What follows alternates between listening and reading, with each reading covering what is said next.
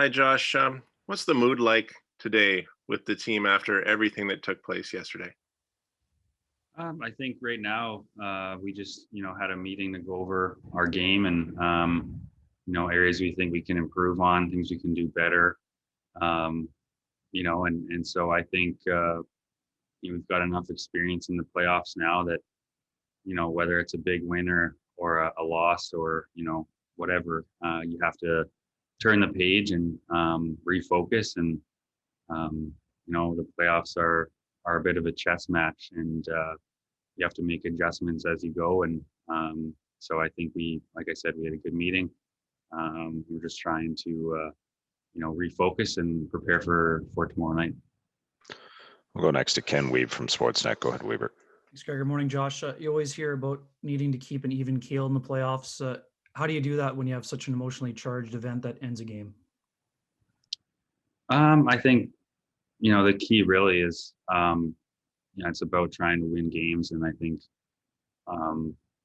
you know, they scored on the power play. Obviously, I feel we have a pretty lethal power play as well.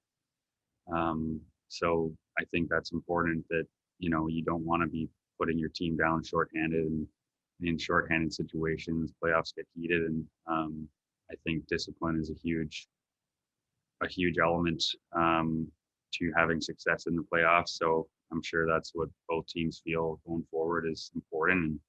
And that's what playoff hockey is. You have to be disciplined and you can't be in the penalty box. We'll go next to Paul Friesen from the Winnipeg Sun. Go ahead, Paul.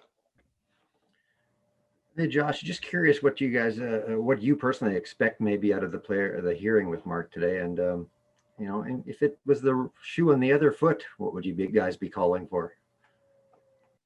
As far as what I expect out of it, I mean, I think, they're going to go through the process they go through, and, that's set out by the league. And, I don't really know what to expect. I think that's, they go through the process. They, from my understanding, talk to sort of both sides and obviously go through the process and collaborate, I guess, and sit down and figure out what they're going to do. So I guess that's really all I can say. I'm not too sure outside of that what I can expect from what goes on, other than they'll go through the process and figure out what they think they need to do. We'll go back to Paul Friesen. Go ahead, Paul.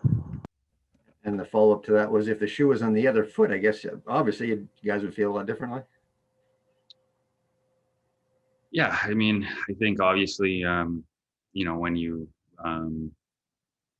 player on your team gets injured and whatnot, obviously you're going to want to protect him, and that's I think that's being a good team and being good teammates. Obviously, it was scary situation, and I think when the trainer signaled for the fist in the air and everything else, it was scary. I have never seen that before in a game, and just kind of felt a really uncomfortable feeling, kind of felt sick to my stomach. And when you see that, you just don't want anyone to be injured like that. But so obviously I think when something like that happens, regardless of the play, you're going to want to, I guess, if you're on his teammate, you're going to want to protect him and stand up for him. So I understand that side of it from their team. We'll go next to Jeff Hamilton from the Winnipeg Free Press. Go ahead, Jeff. Josh, they often say a picture's worth 1,000 words. There's some pictures floating out there of, Mark almost kind of in shock, kind of looking down following the hit. And then, there was the kind of seemed like he was trying to explain himself, maybe even to the other bench. And then there was the video of him in the hallway, kind of looking concerned. Mark, well, what do you think he's going through? I'm not asking you to be a mind reader, but what have you seen from him kind of since then? Yeah, I mean, obviously he's one of my best friends, and I know that he doesn't play the game to, in a vicious manner or anything like that. I know that the last thing he's out there to do is try to hurt somebody, and Obviously, like you said, I think the unfortunate result of the hit, and obviously the immediate concern of everybody goes to the safety and health of Jake Evans when he's in obvious distress on the ice. And I think, to be honest, I haven't talked to Mark about it, but those type of things are scary and scary for everybody involved. And you never want to see a player get be in a situation like that. It's just it's definitely not something you want to see. We'll go next to Alexander Gamble from NHL.com. Go ahead, Alex. Hey, Josh. Was a pretty slow start to the game last night, or night before that.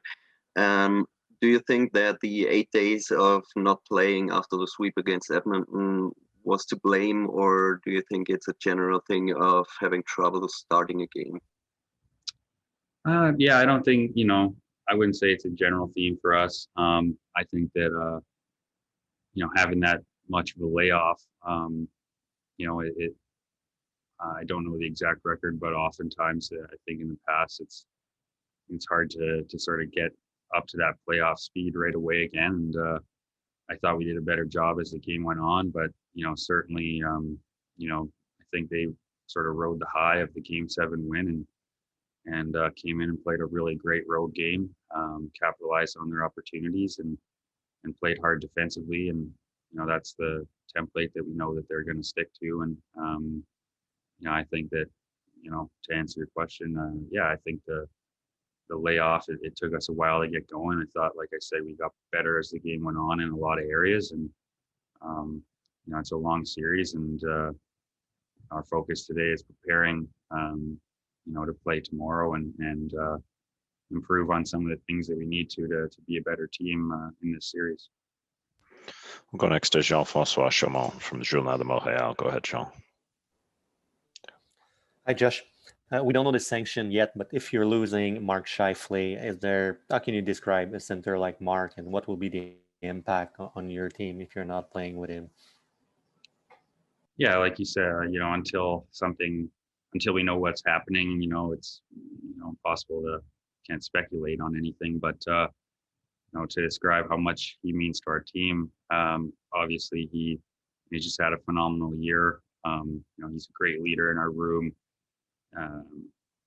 He's produces offensively for our team, and he sort of does it all. And I think this year he's really taken a lot of steps forward in his game and shown that he's amongst the elite players in our league, in my opinion. And so obviously he's a huge part of our team. I think he's our best player, and up front. And I think that's all I can really say. He's a phenomenal player, and he's a massive part of our team. And final question to Ken Weeb from Sportsnet. Go ahead, Weber. Josh, how would you describe the impact of losing Dylan DeMello on the first shift of the game yesterday, and what it means for your defense core? Yeah, it sucks, obviously. Especially that early on in the game, after a long layoff, it's just a tough break. And obviously, I think we've had pretty good chemistry going here, and it's tough to lose a guy that early. It sort of changes everything with how you run your back end. Certainly, now all of a sudden you're playing with 5D and things are moving around a lot more. And certainly the contribution that he's been making to our team here in the playoffs, and our pairing and my game as well has been huge. So it definitely it's definitely tough to lose him. But see what happens here, and obviously we'll have to step up. If he's not able to go. Thanks.